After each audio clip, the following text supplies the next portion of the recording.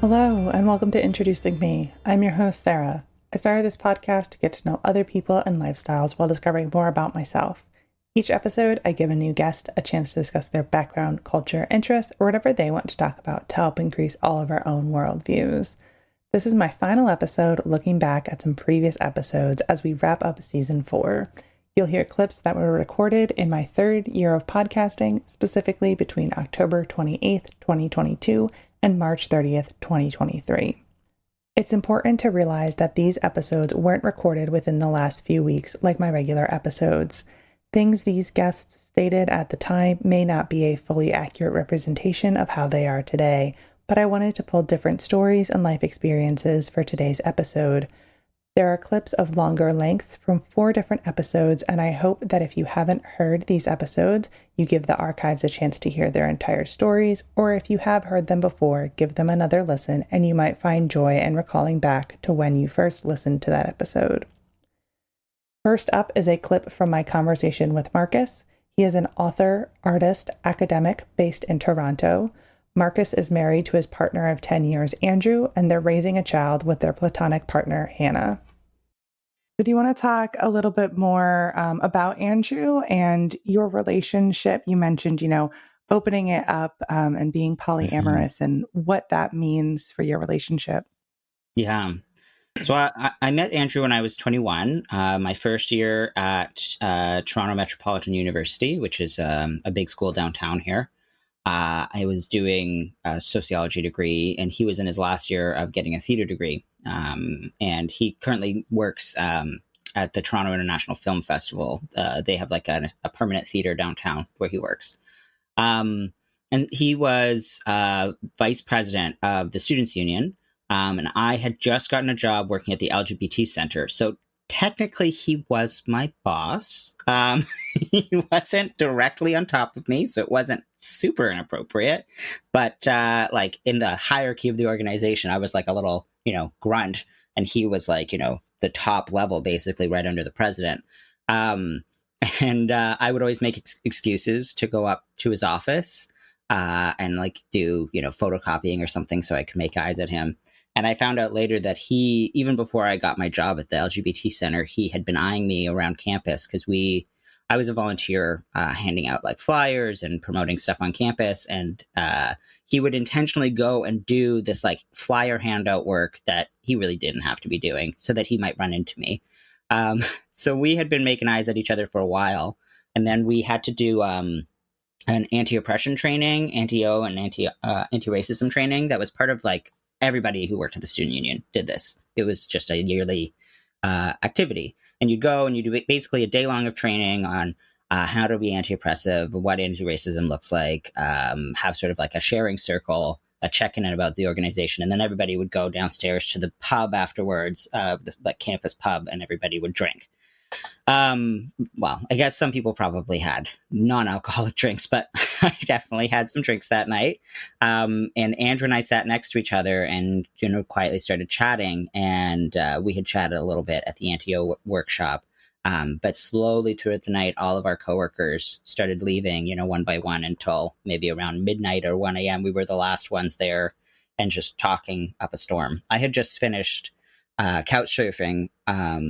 In the years prior, I mentioned after moving out of my grandparents' house before I started university, I moved to Toronto by myself when I was 19 to have top surgery as part of my transition. And I ended up just staying because it just was a lot bigger than the city I grew up in, which is Winnipeg. It felt more queer inclusive here. It felt like I might find community here. And even though it was really hard to leave my grandparents, I just knew I was supposed to be here. So I had been living in the city for a couple of years, but really struggling with finding an affordable place. I had basically been struggling with homelessness for a few years. So I took it as an opportunity to couch surf. And I ended up couch surfing through Toronto, Montreal, New York, Philadelphia, Orlando, Houston, LA, and San Francisco. And I filmed the entire experience and I interviewed all the trans people I met along the way. I got about 50 interviews, and I had just finished this big project, and I was going to try to turn it into a film, which I did. It's called Mosaic, a documentary and dialogue, and it's on YouTube now and my website. And so I told him all about the stories I had from these like weird little places I'd stayed, like dingy basements where I woke up with a spider bite on my hand. And I'm not going to go to the doctor in America. Are you kidding? So, or, like adventures I had wandering around New York City and having tourists ask me for directions because they thought I was local, which was a huge compliment. Or, the thunderstorms in Orlando, or painting people's houses in exchange for a place to stay in Houston, all kinds of stuff. And he was just so in love with that. He loves listening to big stories. And we went home together that night. And I thought it was going to be like a one night stand because he was just, I don't know. I wasn't in a place in my life where I was looking for love. I was not interested in a serious relationship at all. And I had actually just told my new roommate, because I finally did get stable housing, and I told my roommate, oh, I get around, so you'll probably see lots of guys coming in and out of this house. And I brought home one guy, and that's who stayed. And Andrew and I actually stayed monogamous for about a year of our relationship. And then about a year in, at the same time, basically, we both brought up the idea that we wanted to open the relationship and date other people as well as each other. So we started dating other folks. I had a couple of girlfriends and a couple other dates with other guys and non-binary people. Andrew did as well. But we just kind of kept coming back to each other, and those other relationships didn't really go super long until maybe about 5 years into our relationship, where he ended up getting with Mackenzie, who is still his girlfriend. So they've been together, I think, about 5 years now. And what's hilarious is that Mackenzie is also my ex, which is, it's such a small queer world. But she was actually the last person I dated before I met Andrew. And she and I get along great.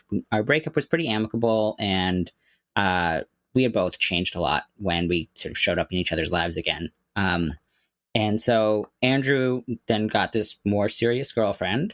Andrew and I were still very serious with each other, but we weren't living together. We weren't making super long-term plans. But we did have one plan in mind. When we were about 24, his roommate, Hannah, who had been a longtime friend of mine, I'd known her since she was one of the first people I met in Toronto when I was 19. And I had introduced them because they both needed a roommate.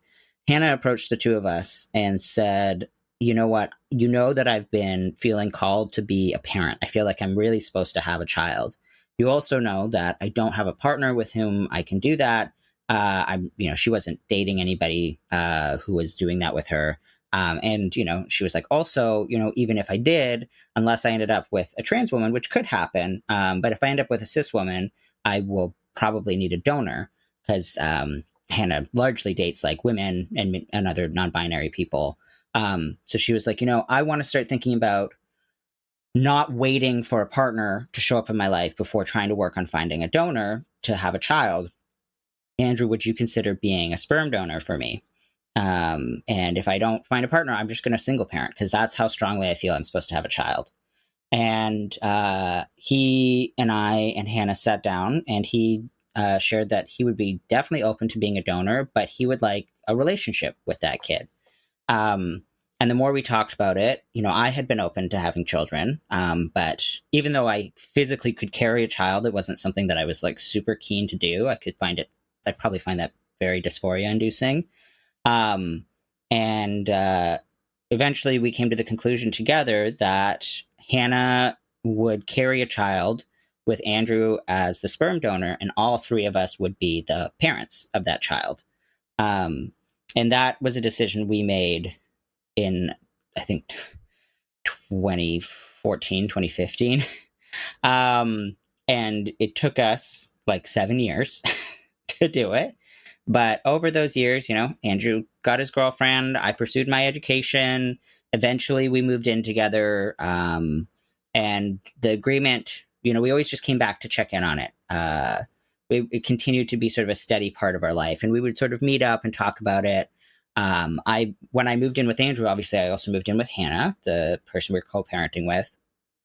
They continued to be roommates throughout this whole time. And we knew this is a bit unusual of a setup. So we wanted to make sure that we talked about it a long time first, and then lived together for a while first, and make sure that we got along as roommates because we wanted to live together to raise this child. And then, obviously going through the fertility process itself. So the plan had always been that we would accomplish those goals and start actually trying for the child before Hannah was 30. And the year that she turned 30 was 2020. And we had planned to start in March 2020. So that was thrown off course a little bit. But we decided that we were going to pursue it anyway. And it took a year of trying and eventually going through IVF, but we did manage to conceive a child together. Hannah carried, and baby River was delivered in January 2022. So that's sort of a short summary of our co-parenting journey and our relationship with polyamory. Andrew's girlfriend is still in our life, and she's an auntie to our child. She's not going to be a co-parent. That's not something she's interested in. Andrew and I recently got married. She was in our wedding party. She gave a beautiful speech at the wedding. She did our graphic design for the wedding posters and stuff. Like, she is totally, totally supportive, and she's very happy. I shouldn't really speak for her, but my understanding is that she is very happy and content being not living with us, but being involved in our life and being close together and being an auntie to our child. And yeah, that's sort of what our family life looks like right now. Next up is Melanie, a former Disney face character who does online content creation as Magical Girl Melanie. Melanie shared about her interest in Disney and how it took a long time for her to actually get a position in the parks. Not all of her experiences were positive, but she's in a better place now. So you talked a little bit about, kind of how you're sour on Disney now, how, your opinions on yourself definitely changed, and how, 12 rejections and all of that. So can you talk about where you are now with how you feel about Disney and post face character experience, what that means? Yeah. And I also want to make it clear that when I talk about the negative side of Disney, or like more so the reality of what it is, I'm not ever trying to yuck people's yum. I'm not saying like you're a bad person if you like Disney, or you shouldn't want to go to Disney World anymore. Like I said, I still like going to Disneyland, especially. I get super excited. I like Epcot. I would be happy to go on another Disney cruise. But I do believe a big factor is like voting. Voting with your dollar is definitely a thing, but like public pressure is the biggest thing of all. Disney is a huge corporation, like everyone else. They want the good press, but they are not going to change for their employees' sake like anyone else. What they do change for is when the people that are spending money on them are giving them a bad rep and are outraged. So I kind of said before about how like the Disney audition process, you couldn't look it up. You couldn't find stories from anybody that worked there. Even now, like there's starting to be more people like me, but you'll still see sometimes I'll get comments, I can't believe you would say stuff like this. You're breaking the magic. You're not supposed to tell people you worked there. And who does that benefit? Them. It only benefits them because they want to keep people quiet, and it's all under the guise of, well, it's part of the magic. It's part of protecting the character integrity. You can't talk about it. Okay, where? I don't work there anymore. I never signed an NDA. Okay? If I did, they would pay me way more money. So most of the problems is it comes down to pay. Right. So when I say like, oh, I'm unhappy about it, there was not a single day, not once, not if I was sick, not if it was hot, nothing where I thought, I just don't want to do this anymore. I don't want to perform. I don't want to be the stepsisters. I played both stepsisters. So I was cast as Drizella. And then in the middle of the like training, they were like, by the way, you're both of them. It was a wild experience. I technically was not actually taught how to be Anastasia till I went to Florida again. They probably don't do it like that anymore. But it was 2012. We went rogue. So I like taught myself how to be Anastasia. I never, ever, ever was bored of doing it. It was always the internal aspects of it, the way that management made us feel, the way the upper levels made us feel. And it was the pay. It was the pay 10,000% So you get a base rate. You have a base rate pay, which would be like when you're a fur character, or like in my case, when I was a host. And then you get what's called a premium. It would be like face pay premium. So if you came in and you were working your face character that day, you made more money. Which is also why when I did my special event in Paris, I actually did it as a fur character. So even though I was sent to Paris, I lost money working that because I was not getting my face premium. But if I had been at home, I would have been making my face premium. So it's crazy. So with my face premium in 2014 in Florida. So again, when I was in California, I was pretty happy, right? I technically I had saved money from student loans. I was not old enough to drink. I didn't go out anywhere. I didn't do anything. All I did was go to work at Disneyland, was very happy, come home, did school on my computer, and on my day off, I would go to Disneyland. So pretty much my biggest expense would be if I wanted to eat food at Disneyland. So I didn't really have too much of a problem there. That being said, was my bedroom a living room with curtains up? Yes. And like I said, I had a car, but I didn't drive it anywhere. I rode my bike to work. So my expenses were very low. They were very low, even though I was living in California. So I didn't really have this problem then. In Florida, also the California minimum wage is higher, of course. So I think I made closer to $15 an hour when I was a face character. But when I was in the parade, I made minimum wage because the premiums work differently out there and I was not paid to talk, which is wild how they get away with that. So in California, all the parade performers want to do meet and greets. And in Florida, all the meet and greet people want to do parades. It's a mess. So in Florida, I made about $12 and some change when I was a face character.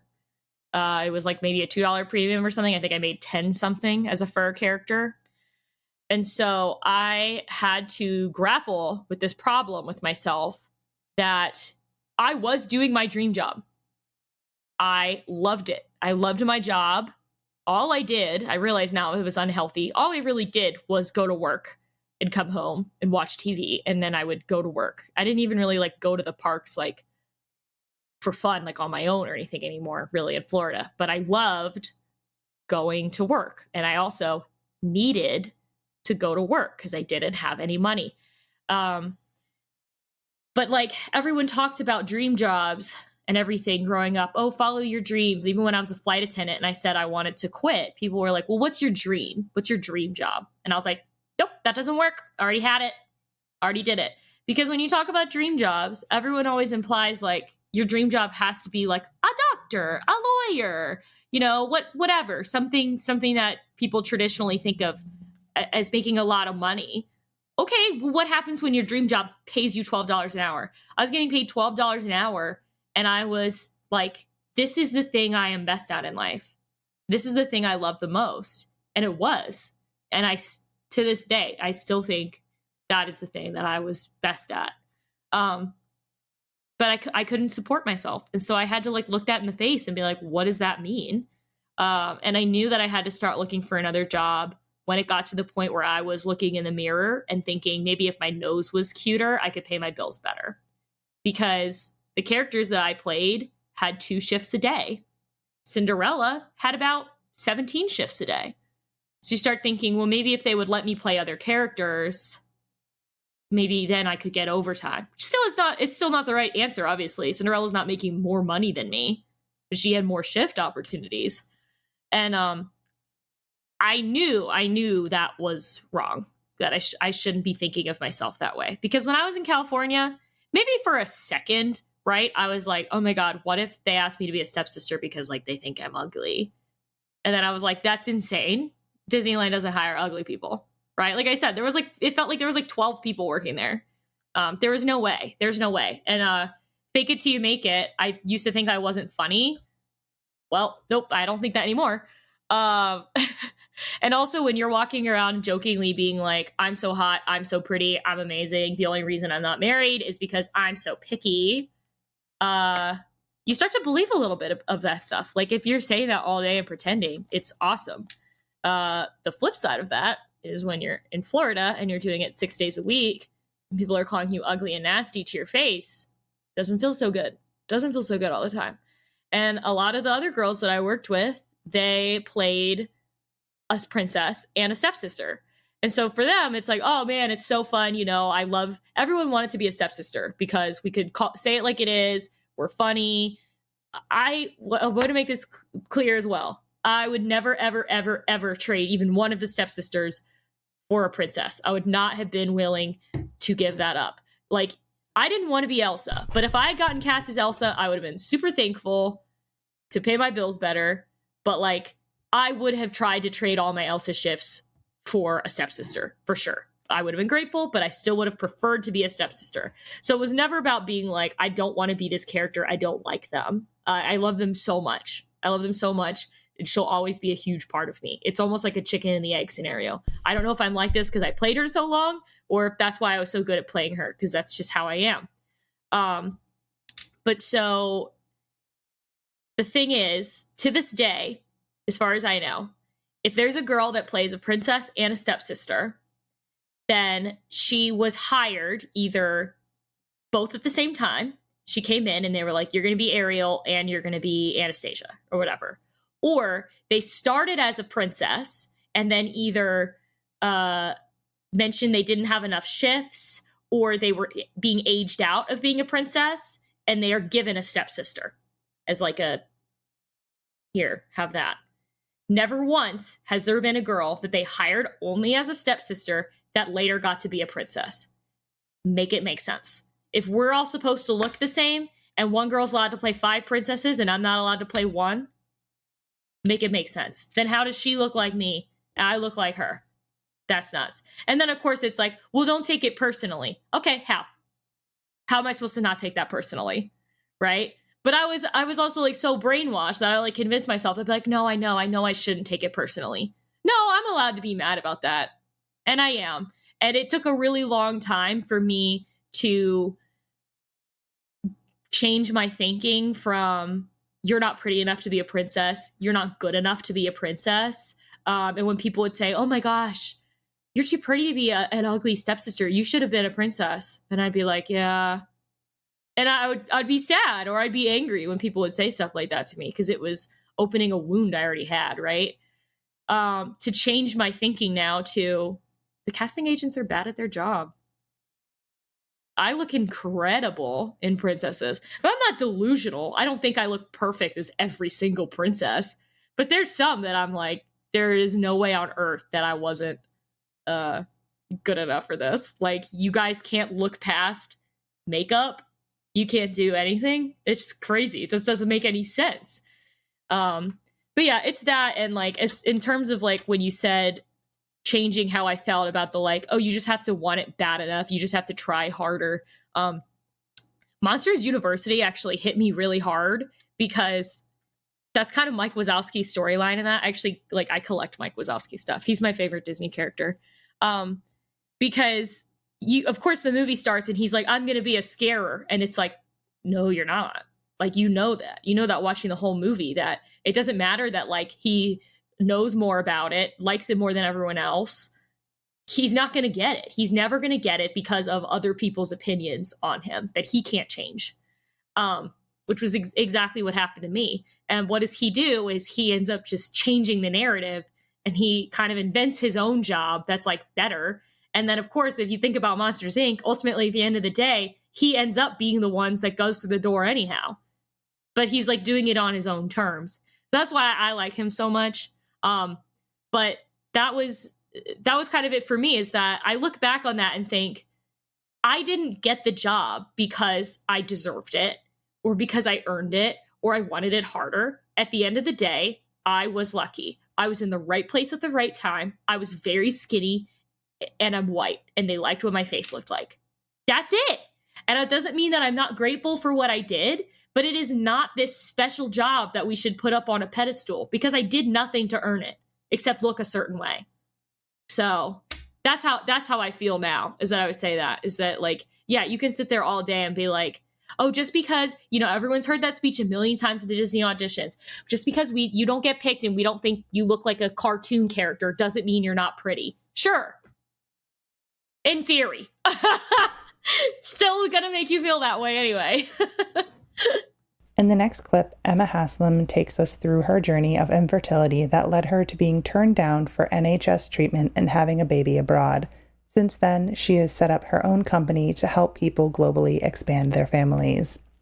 So can you take us back to kind of like the beginning when you first figured out that you were infertile and that you were going to kind of have to go through some sort of process if you wanted to start a family? Yeah, sure. So naively, my husband and I, Adam, we began casually trying after our wedding.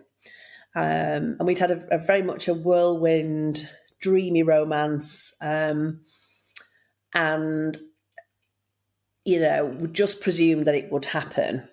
Like I think lots of people do, just think it's going to happen, even though infertility affects like I think it's 1 in 6 in the States, and I think it's 1 in 7 in the UK. So, I mean, that's a lot of people, right?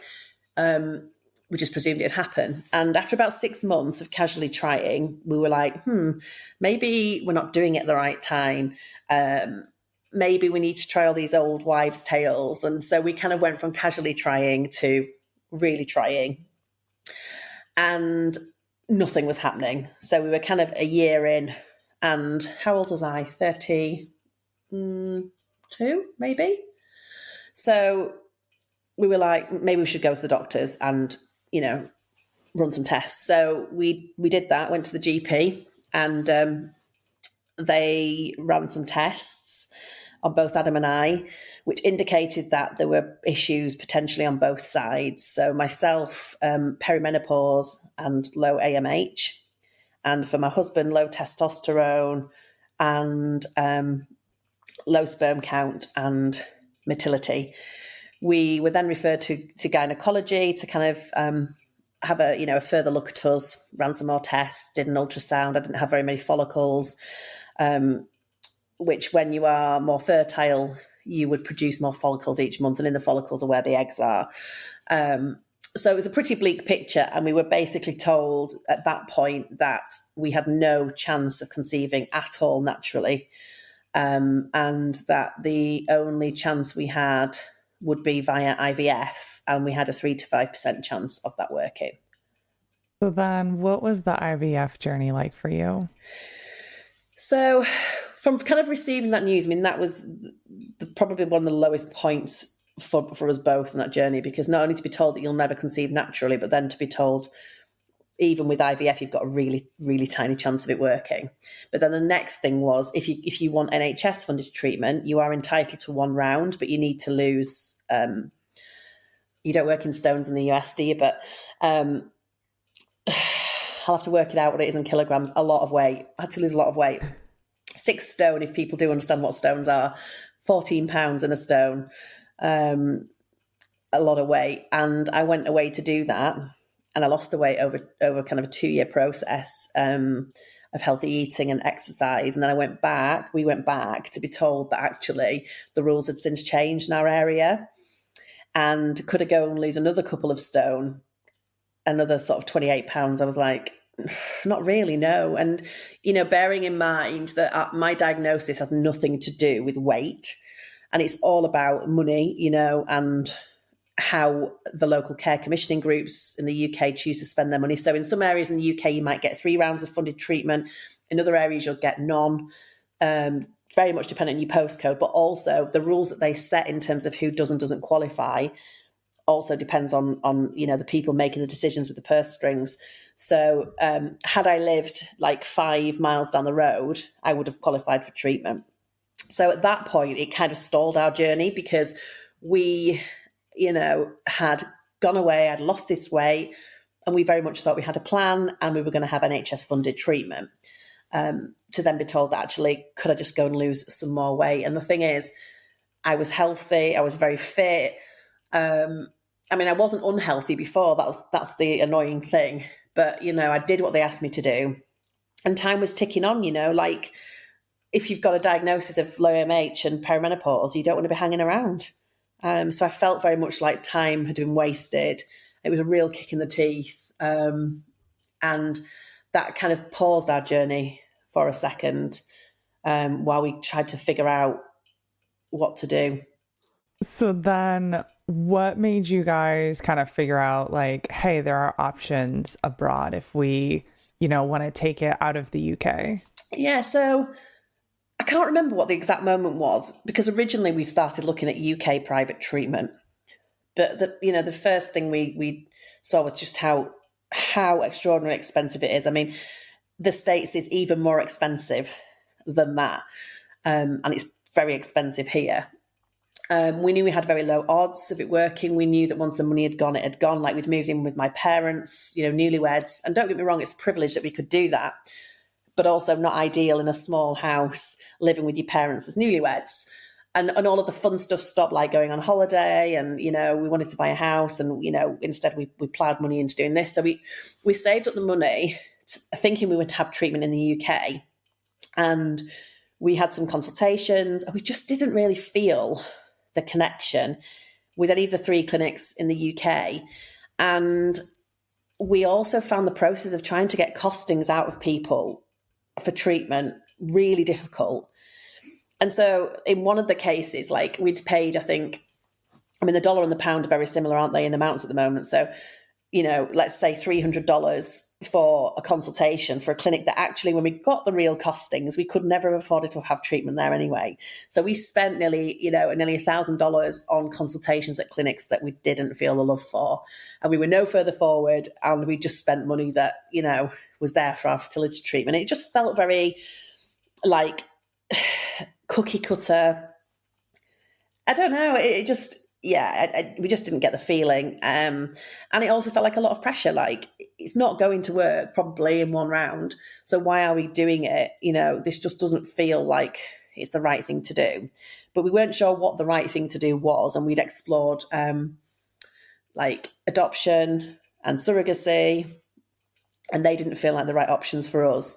So I'm not sure why or what made me type something into Google. I mean, we're both quite well traveled, and I went at 30, I decided to pack in my job and just go around the world traveling by myself.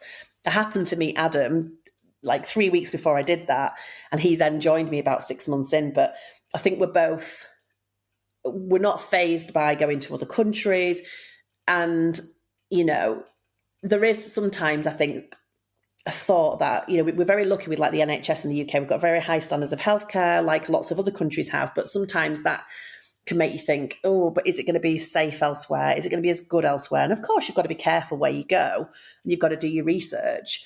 But, we were open to the fact that there will be other places in the world that also do this and do it really, really well. But really, the only stories we'd ever heard about people going abroad for treatment was around things like cosmetic surgery, which obviously IVF isn't. But, going abroad, having a procedure like the teeth done or something, and it's gone completely wrong, and you'd read, you'd see an article in a newspaper about that. I mean, there will have been, hundreds, thousands of other people that have gone abroad and had the same procedure, probably at a different clinic, and had a great experience, but you never heard those stories, right? You just hear those kind of scary stories. So I had heard those, and I remember when I said to my mum, like, I just started looking online, and I remember saying to mum, we might go abroad, and she was absolutely horrified. She was like, no, don't do that. Like, how do you know it's going to be safe? And, and she was quite right in what she said, because how did I know? And while I did a lot of my own research, I didn't really know, if I'm honest. Back then we were vulnerable and desperate, and, I could just see the cost savings was so significantly less. And, we like traveling. And I was like, well, look, we're just going to explore it, and we're going to just see. So those kind of Google searches led us to booking some consultations with clinics abroad. And I think the 3 that we had were actually free. So there was like no cost, just to kind of dipping your toes in and seeing. And I am a natural researcher, so I had done as much kind of homework as I could with the knowledge that I had then. But we had the consultations, and it just felt completely different. Like, first of all, I didn't feel like I was being judged on my BMI, my weight. And it felt much more holistic. I felt like a client. I felt listened to, not judged. And it was just a completely different experience. And that was the same at all three clinics. You know, the coordinators, who are the people who you deal with at the end of the, like your case holder at the end of the emails, you know, their English was brilliant, really efficient, so helpful.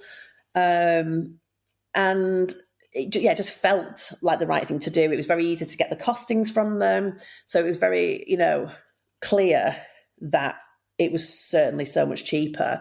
And as far as I was aware from the research that I'd done, you know, there were a regulated clinic, a registered clinic, a highly regarded clinic, and a short flight for us into Europe.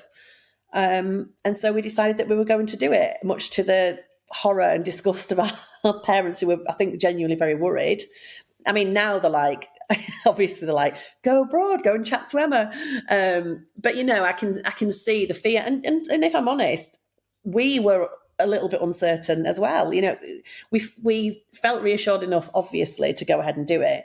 But, you know, it was a little bit of a leap of faith, because we didn't have anywhere to turn to kind of get the information and support that we needed. But we desperately wanted to do this. And we knew that this gave us, you know, the best chances. The clinic had great success rates, no waiting lists. And, you know, we wanted to get on with it. And thankfully, we did choose to go abroad, because we did need 3 rounds. And on the 3rd round, our son was born. So had we have had it in the UK, there was no more money, then we wouldn't have our son today. So, yeah. These final clips come from my episode with Arcadia Ewell. At the time of recording, she was serving as Miss Boston 2023 and a 3rd-year psychology PhD student. These clips share just a piece of what was going on in her life at that time. So when did your Miss America journey start? Very early, actually. So Miss America has a sister program called the Miss America's Teen Program. So I actually started as a teen. I was 15, I think, sophomore of high school. I had an older friend and she was competing, and I just wanted to do everything that she did. And so I kind of joined in, and they call it the bug a little bit, because once you do it once, you're hooked and you never want to stop. And so I have competed several times, not consecutively. Like, there's been times I've taken a year or 2 off to really focus on school, and then I've come back. And just this past year, actually, the age limit for which you could compete in Miss America stopped at 25 years old. And so I turned 26 in October. So I thought I was done. I was out. I was finished. And they raised the age limit, a brand new Miss America rule. The age limit to compete for Miss America is now 18 to 28, which is really incredible, because it kind of acknowledges the fact that women are pursuing their education later in life. They're going for higher degrees. They're going for masters and PhDs, and Miss America is there to support them with scholarships. So I got this second chance to kind of come back and compete again. And 2 weeks later, I was Miss Boston. So that was pretty cool. And so how are you able to balance the work of Miss Boston with being a PhD student? Wonderful question. Some days it's easier than others. I am at the place in my PhD where I'm actually starting to think about my dissertation. In a couple months, I will be launching my own research study to collect my dissertation data. And so there are some days that can be quite stressful. But the good thing about a PhD is that nobody is hanging over your shoulder, making sure that you're checking your timesheet, right? As long as I get my work done, my boss does not care what hours of the day that happens. And so some days I am out 9 to 5 doing my job as Miss Boston. I am out at schools. I am out volunteering or making connections with domestic violence organizations. And then I come home and I eat dinner, and then I do my homework, or I do whatever kind of deadlines I need to be working on. I think that if you really want something, you find ways to make it work. And so I just always remind myself that what I do as Miss Boston is actually transferable skills that will help me get a job after my PhD. And my PhD is transferable skills that I can talk about in my Miss Massachusetts interview that make me prepared to become Miss Massachusetts. So they're not in competition with each other in that sense.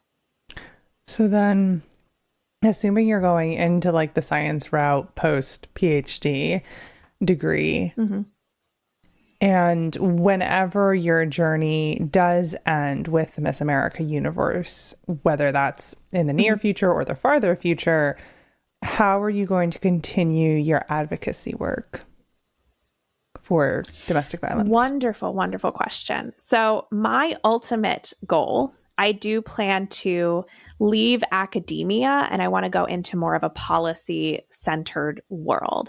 I want to make sure that we are creating policies that are really informed and backed by science. And so there are a lot of offices right now within the government that do really focus on adolescent sex education. They really focus on relationship education. They focus on domestic violence prevention. And so ultimately, I'd love to be able to end up there. And I'd love to be able to say that I have the quantitative and qualitative skills as a researcher from my years as a PhD, but I also have the policy skills. I have the advocacy skills. I have the lobbying skills from my years in Miss America that I am perfectly suited for this job right here. And so that's what I mean when I say that they're not in competition with each other, because both of these realms are going to eventually feed into what I want to do for the rest of my life.